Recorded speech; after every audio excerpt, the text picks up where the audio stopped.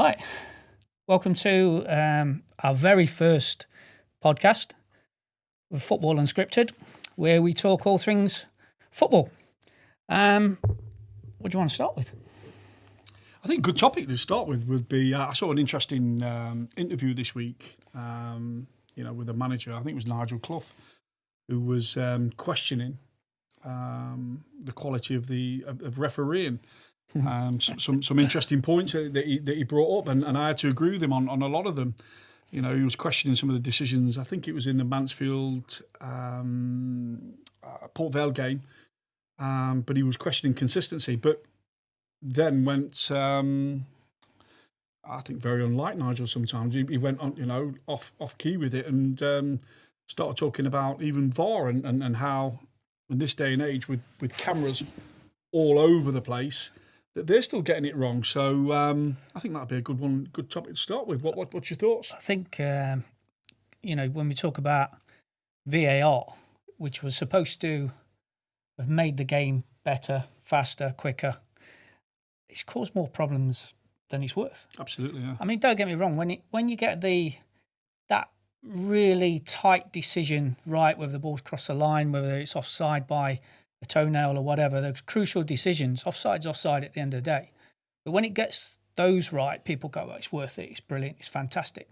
But when it takes 7 or 8 minutes to get a decision, I thought the whole thing was to make the game flow and go quicker.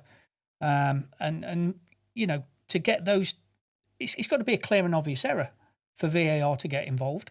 And I also think that it's kind of made referees second guess themselves and not make decisions because they don't want to be held accountable. It can go straight away. It's gone to VAR, and it's VAR that's made the decision and so on and so forth. And I think that's wrong. I think referees should be held accountable. Everybody makes mistakes, and there's been some big ones over the years. But I just think that, let the referees referee the game, and the VAR should be there. And, in cases of those really tight decisions, maybe that, the red card, gave a yellow card, but it was definitely a red card because you couldn't see it in full speed. But then on the flip side of that, when it is in full speed, they should look at the VAR in full speed. I think sometimes they slow those, some of those tackles down, and it always looks worse in slow motion. Yeah, you know. I mean, I've got two things with referees. I mean, to be fair, as a manager and probably as a player, I probably didn't have the best reputation with referees, but they're just a huge part of the game. Well, without them, we don't have a game. And so I've always respected them. My thing, the two things I've got is with VAR, how can you get things wrong now when you're covered with every angle of the game, and they're still getting these decisions wrong in what is a multi-billion-pound industry now? And that is, we're not just talking for players and for managers, but we're talking about stadiums that are packed, and they're still getting it wrong. And staying on the VAR subject, I think it's killed the excitement of the game. As being an ex-centre forward, you score a goal and you're running away for then somebody to pull you up. That's what you'll know more than anybody. The goals you score at the level you did. The euphoria of scoring a goal is just ridiculous. It's an unbelievable feeling, especially when there's thousands of fans there watching and you're celebrating. And I'm not saying you jump in the crowd all the time. Sometimes your head pops off and you do stupid things like that. But it's just a fantastic feeling. But now players have to stand and wait while they check the goal. And then it's kind of an anticlimax, isn't it? It is, and and they try and celebrate afterwards, but it's not the same. That moment's gone. Football's built on emotion. If you're a football supporter traveling up and down the country supporting your team, and that moment, it could be a last-minute goal, and we've both experienced it. Hundreds of supporters up and down the country have experienced it.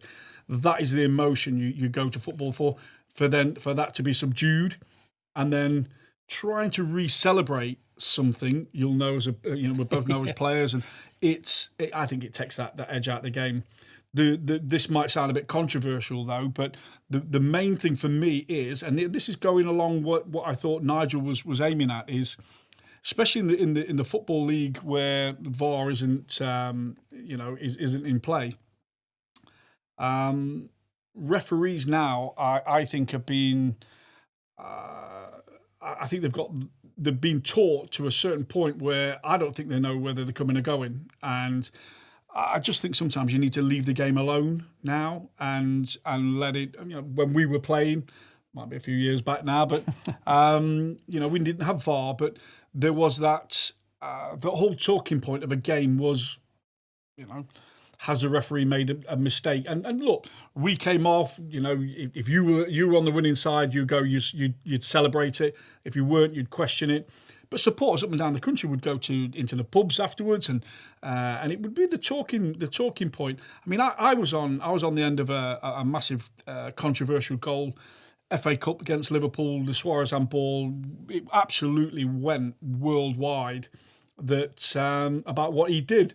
And I know the world's press were waiting for me after to basically put his head on the chopping block.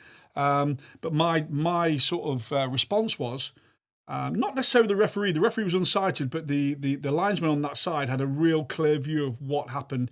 And if he didn't see that, wow, there we go. But once again, that was we're in a kind of an era now where I think referees are giving too much coaching or too much guidelines on what to do, and not letting them just go with their sixth sense and reffing a game as they see it. No, I agree. And that might sound controversial, like I say, but I agree with what Nigel said in terms of we need to be looking at who is above them and the decision makers, and something needs to be done now, because I agree with him again, and on the fact that I think that refereeing isn't getting any better, and I'll make a big statement now, and I think refereeing is going backwards, and I don't think VAR has been. I don't think it's been productive in the Premier League and the games I've seen it in. So it's controversial, but hey, there we go. I think as players, coaches, managers, we want consistency. We want consistency throughout, and that's all we ask for. We're not asking for favours. We're not asking for people to, the referees, we're at home, we should get an advantage. You just want consistency throughout. And I think that's what's lacking in the game at times. A yellow card for one player is a red card for another player. An offside for one is not an offside for somebody else. So you just want consistency across the board. So there's got to be something that has to happen. And I'm talking probably outside of the Premier League, because, like you say, Premier League, they shouldn't. VAR shouldn't get it wrong with the amount of cameras and computers. They've even got automated offsides now and that sort of stuff. And the technology is only going to keep getting better. But the lower leagues outside the Premier League, that's where you want consistency. They're the ones where, what's being done to support these referees and these officials to make them better and more consistent. They come out with all these new rules at the start of the season. You can't grab older players in the box. We're going to give this keepers hold on to the ball for longer than 6 seconds. We're going to give a corner, which is the new one this year. Is it 6 seconds, 10 seconds, something like that? And they stick to it for about 3 or 4 games. And then all of a sudden it's like, I watched a game last week. I can't remember who it was now. It might have even been Newcastle. But it was a Champions League game.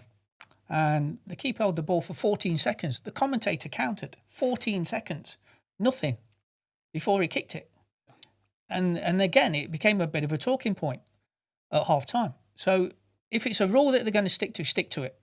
If you can't grab older players like that, the people getting wrestled around in the box. And don't get me wrong, as a striker, I'd throw myself to the floor nowadays, because if you don't go to the floor, you don't seem to get anything anyway. There's no point in being honest anymore. Throw yourself down and roll around a little bit. It's how you get penalties and free kicks now, it seems. But if you as a defender have got me in a headlock and I don't go down, it's still a foul. Yeah. And if I do go down, then it should be a penalty. And the thing is, if you're talking about the level that you did, in terms of Newcastle, that should be highlighted straight away. And I don't think that VAR should miss a trick now in terms of the camera angles, and everywhere you look now in a football stadium, there is cameras that will capture everything. And I don't think you can, in any way, shape or form, get that wrong. And if it is, what's been said of late, it's down to human error. So then, well, take the cameras away and let the referee just ref the game. And I would rather have human error from the referee. It's me backing a referee. I don't really do it. I would rather have human error on the pitch and know that it's one person's error rather than, you're looking at all the cameras. It's absolutely crazy. But I just think when you look at the Football League, one thing that stood out, what Nigel said, is that you just mentioned it then, consistency. And he said, they had a game against Leyton Orient where there was an early foul, a really bad one, where the referee just basically went, I'm going to let that go. But in the 93rd minute or something like that, something happened that could have tipped the game, and he was 100% consistent with it and let that one go. Now, I think as a manager, as a player, as a supporter, you're okay with that. If that referee's been consistent throughout that 96 minutes, so it's a 100-minute game now, isn't it? Then we're kind of okay with it. I think it's when if there's a soft foul in the first minute, and then that's not being consistently being held throughout the game, and something happens in the latter stages where managers, players, we all just go, well, if you were going to give that, or if you weren't going to give that in the early stages, then you shouldn't give that, or you should have given that in the latter stages. That's where I'm looking at, and I think everybody in football now, more importantly the supporters, deserve that consistency from refereeing. We're still talking about it now, being retired a number of years now, aren't we? But we've had all this technology, and I personally don't believe it's made the game any better. I don't think it's made it any quicker. But there we go. That's I'm going to upset a few people when we start talking like this. But it's what it is, isn't it? I mean, at the end of the day, it's not fabricated. It's not us talking that turn. It's something that happens. Referees are referees, and like you say, look, we respect referees. You can't play the game without them. We need them. We just want that consistency throughout. Absolutely. And I don't think we can ask for any more than that. Everybody makes mistakes. I made one once, can't remember it. Look, but everybody makes mistakes. But, when a referee comes out, and I've seen referees come out after the game and gone, look, I got that one wrong. I go, I'm going to shake his hand. Go, well done. Thanks.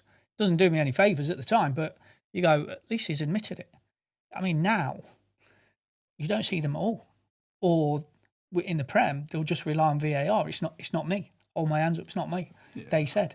And I said, we was talking earlier on, and I said to you then, I think, and I might be wrong, but I think I've only ever seen 2 referees go to the screen with VAR and stick to their guns and not change their mind based on what VAR have told them. Yeah. And they've come away from there, and whether they give a penalty or they didn't give a penalty, a red card or a yellow card, whatever it was, the decision they made, they stuck with it, even though VAR sent him to the monitor. Because now when the referee goes to the monitor, something's happening. Something's going to change. So if they've not given a penalty and they send the referee to the monitor, it's going to be a penalty. Yeah. Because referees, they go there and they might look at the monitor for about 6 or 7 minutes, which I just think, if you're looking at that, it's not clear and obvious, but then come back and maybe give a penalty. But I've only ever seen 2 referees ever, not go with a VAR decision. And I think that's wrong as well. I think strong referees will go, no, I've made the decision. No. This was my first thought, and I'm sticking with it. Great, fantastic. And you go thumbs up, hands up, high fives. It'd be interesting what people think, regarding that. I think a lot of people will agree with us. Some people might think we're controversial. Referees won't. Yeah. But I do think sometimes just let referees get on with what they do. I do back them, because without them, you haven't got a game. I'm looking at the people that are above them. I do empathise with Nigel, the decision that went against him. I think it actually makes it difficult for the referees going down the leagues, even to some extent at grassroots. Yeah, you'll have parents now pulling out the phones and wanting to show referees clips of on the phones because they want to use it as VAR. And you go, look, and sometimes these are kids, and you don't want a 14-year-old kid refereeing a game and getting bullied by parents on the sideline going, look at this, that's you made it. I mean, it's bad enough as it is. Yeah. We want more referees coming through, Yeah, I agree with a lot of people absolutely. that referees, ex-footballers would make good referees. But, these kids that come through, that they know in themselves they're not going to be footballers, so they turn to refereeing, and you go, brilliant. But we don't want to lose them because they're getting bullied. And it's not always parents. We don't want them getting bullied Everybody out of follows the game. trends, doesn't it? I think that's what it is. But to sum everything up, leave the game alone. Leave the referees alone. Leave it alone. But yeah, Let's go back. Yeah, let's go back. Let's go on to another controversial talking point now. The Ballon d'Or. Oh, day. What's your thoughts? Oh on... my God. Well, first thought was Ousmane Dembele is a fantastic player, but was he the best player all year? I know he had fantastic spells, and I know he was fantastic for his club. But I go, was he the best player? When like the likes of Messi and Ronaldo, and I know I'm going to the highest level here, when they've won it, they've been outstanding, and you hear about them week in and week out. And we only hear a little bit because obviously PSG not going to hear all the games unless we watch all the games. But was he the best player? I don't know. I'm just asking the question. But was somebody else in there? Was there other people in there? Lamine Yamal got. I think he might have come second. I'm not sure. Yeah, he got the young player as well. But he was outstanding. But he was outstanding for club and country. So I go, is it because who picks it? Exactly. My son said to me, "Did he only give it to the team that wins the Champions League? Did they pick a player who out of the Champions League?" It'd be interesting to know how many votes the likes of Ronaldo and Messi got because they're Ronaldo and Messi. I mean, they might not have got any, but I brought this kind of topic up because over a number of years now, it's had some controversial headlines and people haven't realistically agreed. Look, everybody's going to have a different... Yeah. Ronaldo said it as well about people that should have got it instead of him. Mm-hmm. I think he thought that Haaland should have got one of the awards. It might have been the Ballon d'Or a couple of years ago in front of him and in front of Messi. So it's interesting. I'm not sure who votes. I thought players voted. Yeah. I thought players got pick your top three and then they tally the votes. I'm not sure how that actually works. Is it somebody that's in the paper the most that goes, oh, you know what? They've just won the Champions League. I'll give it Dembele. Well, this is what I'm saying. Is it people that have probably never kicked the ball before, never been involved with football?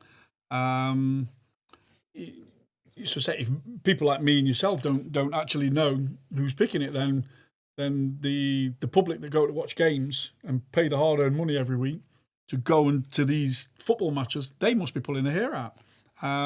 Look, don't get me wrong. I think Dembele's a fantastic player. Unbelievable! I think he's had a great season.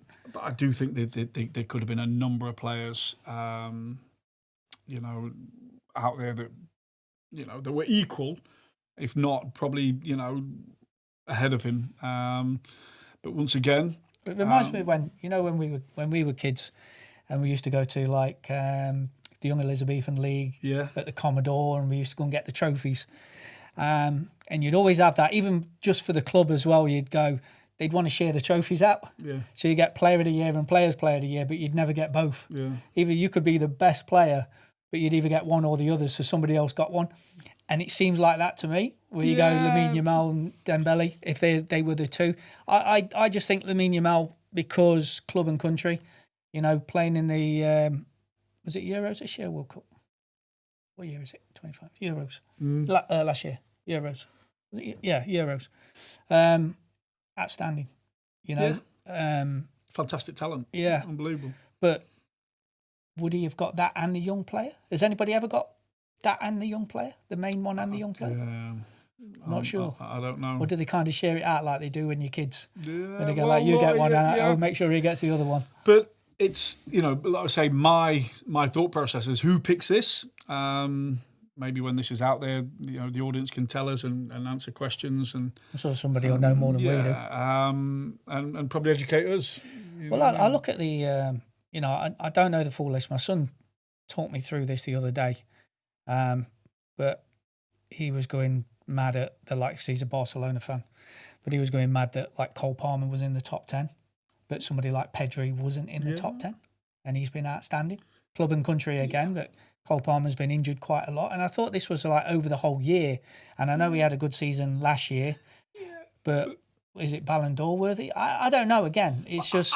This is what I'm saying. I'd like to know how people are basically put in a group, how long that sort of process takes, and from what period to what period are they assessed on? Because once again, it's year after year after year. There's a lot of controversial headlines that always follow it. I'm not saying that every year someone gets it kind of wrong, but there's always something that I just don't know why football can't be a little bit more see-through and the sort of the people that really matter, supporters. It was slightly controversial last year as well, though, wasn't it? Rodri won it, and there was talk of Vinicius Junior should have won it. Yeah.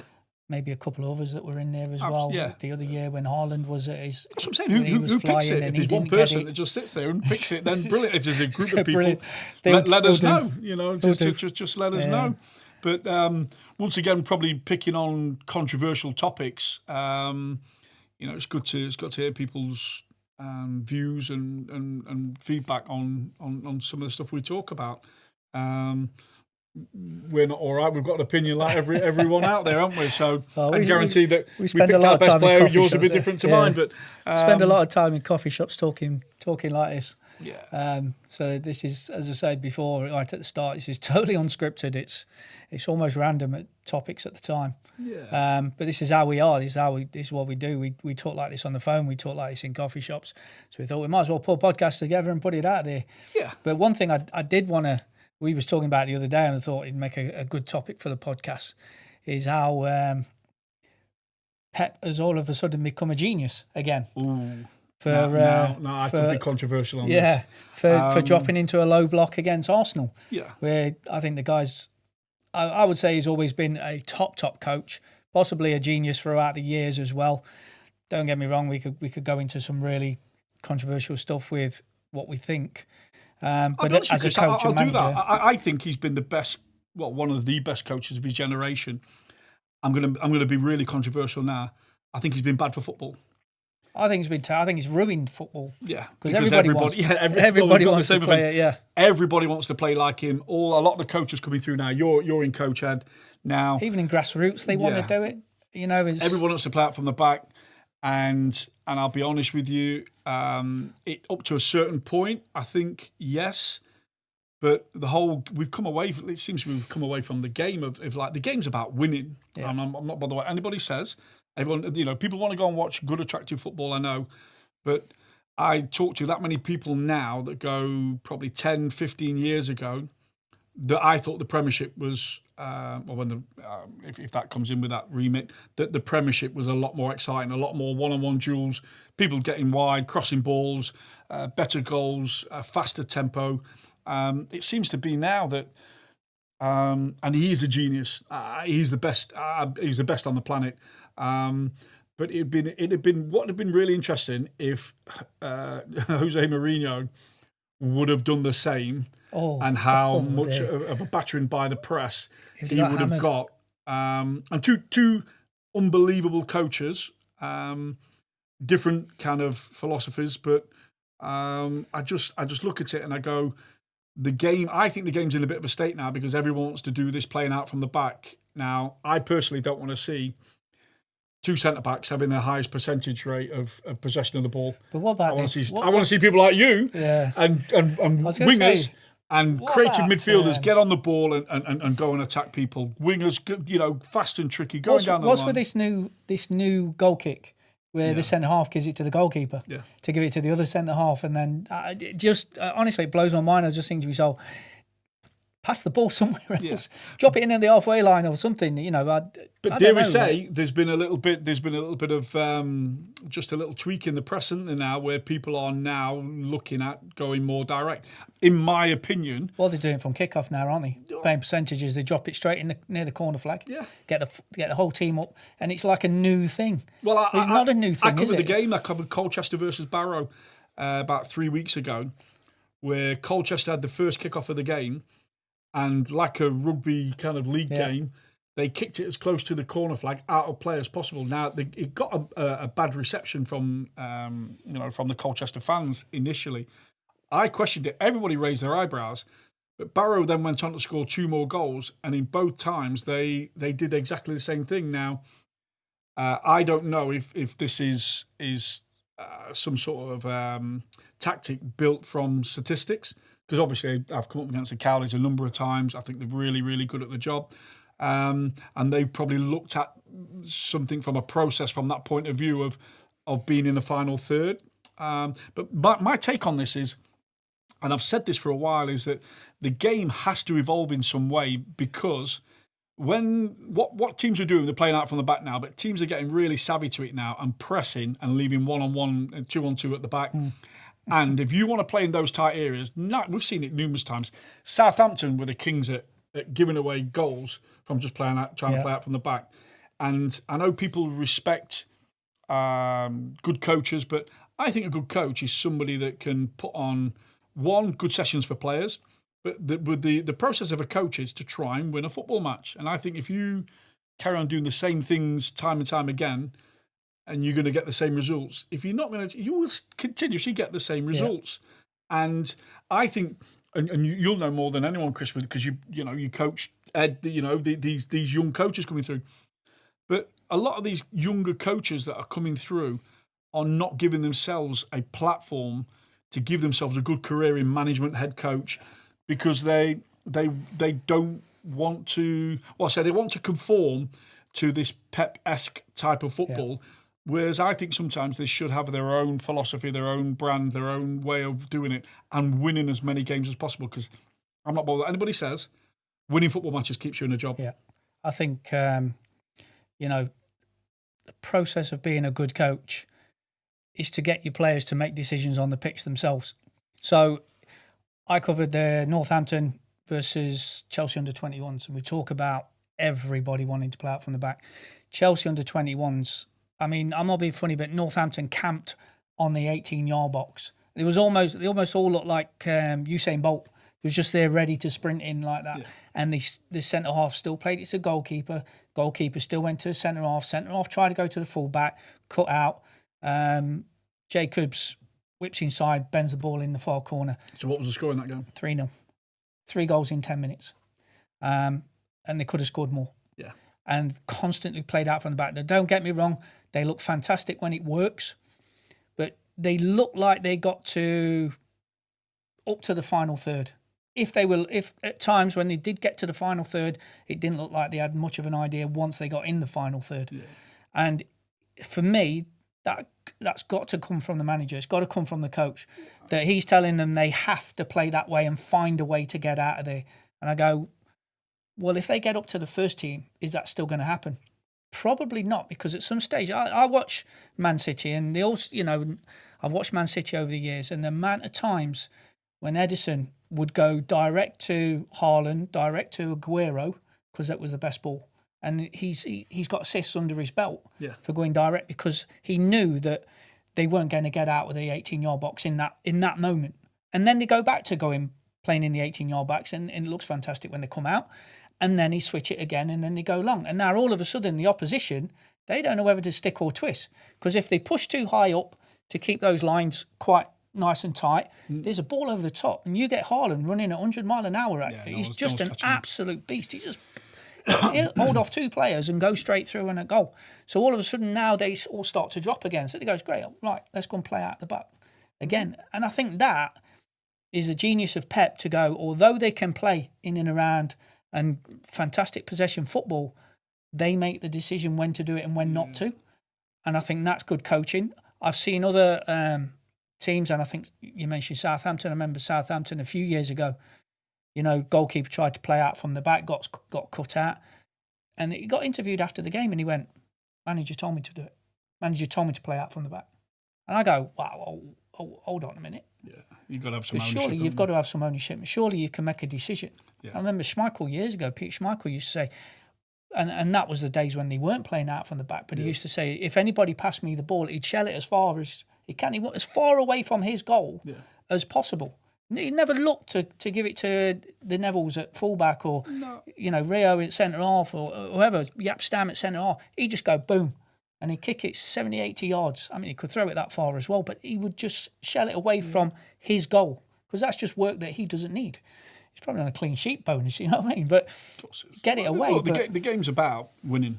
But here we go. I'm going to be even more controversial now. So you're in Coach Ed, and some of the people that listen to this might go, but my son's a right back, centre half, maybe even a goalkeeper, and it is developing players to be a little bit more skillful in possession.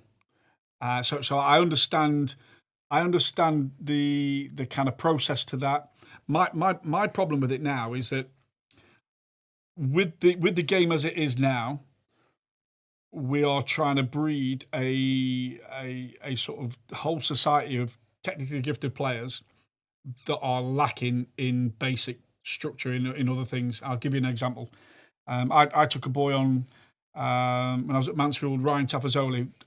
You mentioned Southampton. He was schooled at Southampton, came through the system there.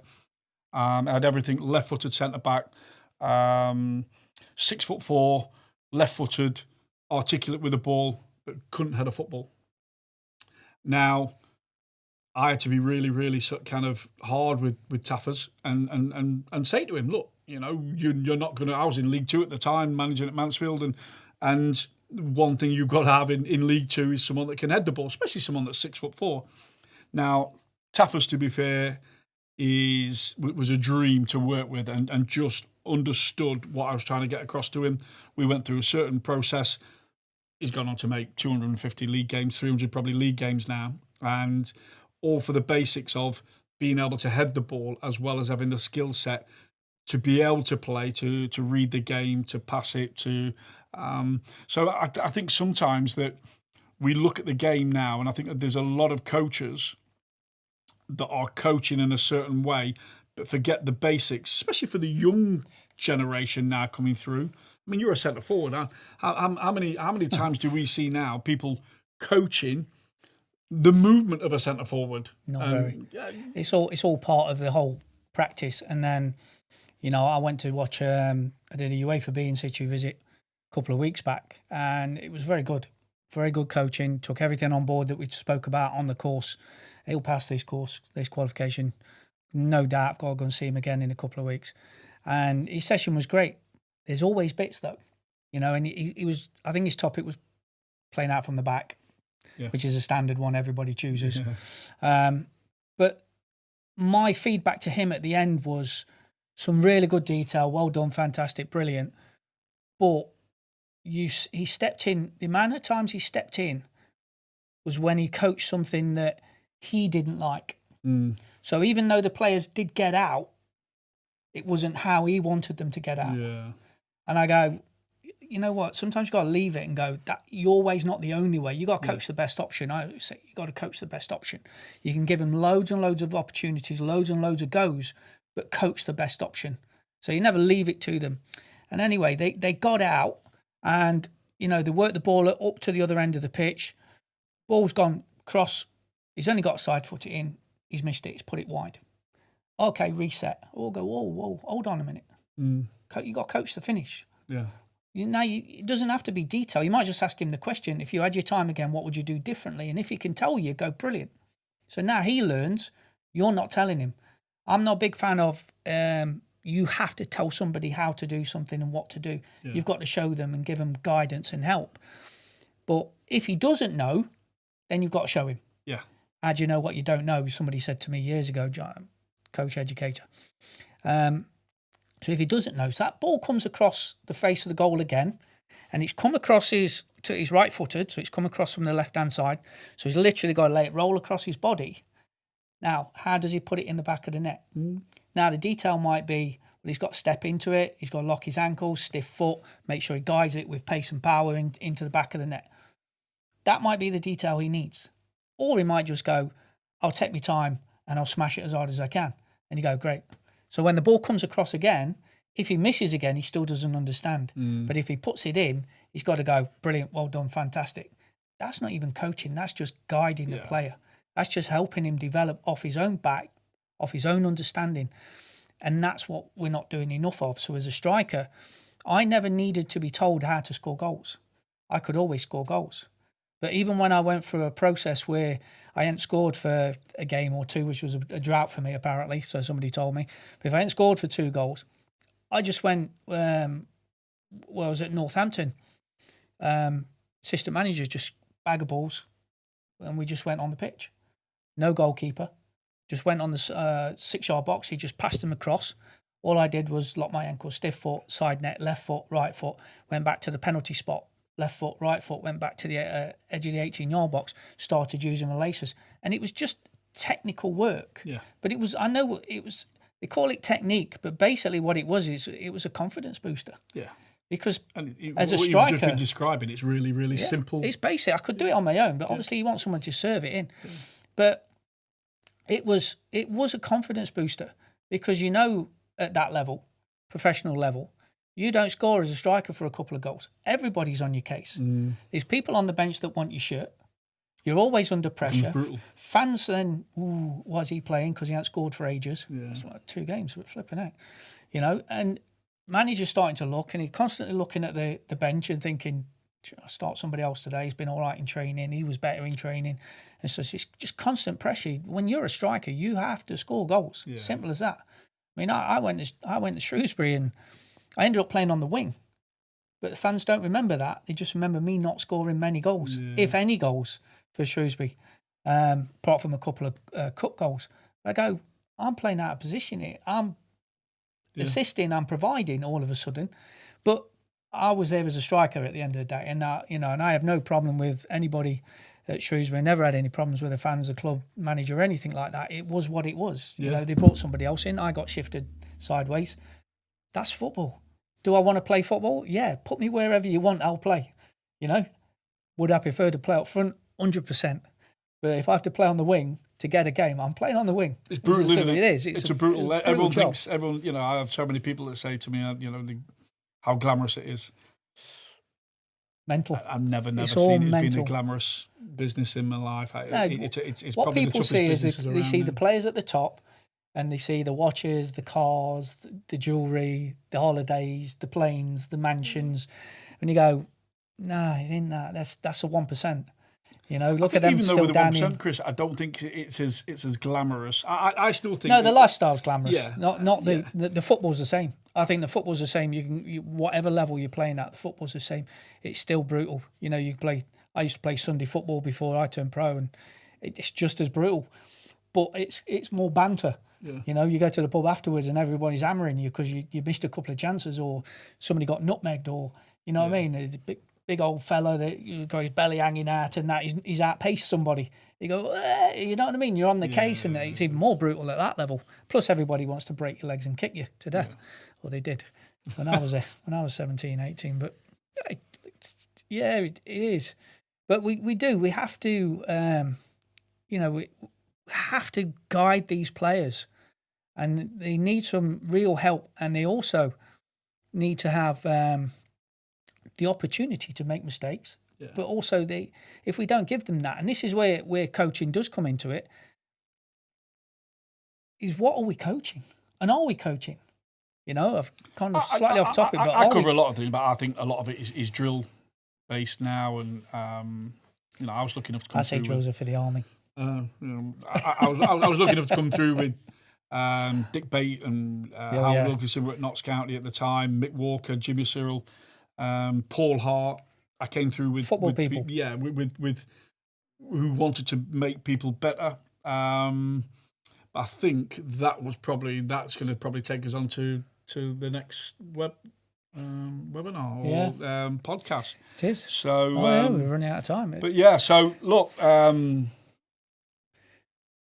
any sort of opinions or if you disagree, if you agree, just say hi, send us a link, and or get in touch, and any questions? We're not really gonna be really angels on this. We if there's any sort of controversial topics you want to talk about, We'll give you the honest opinion. We'll probably give it an opinion from two people, two oldies now that have been around the block a little bit. Well, we'll get some guests in as well. We'll have a chat with them and see what they think as well, and see, listen to their experiences, and from all levels, grassroots, professional, women's game, everywhere, coach education, coach development. We'll look at everything. This is completely unscripted, as we say. But look, thanks for listening. Hope you enjoyed it. Tune in for the next one. Yeah. See you later.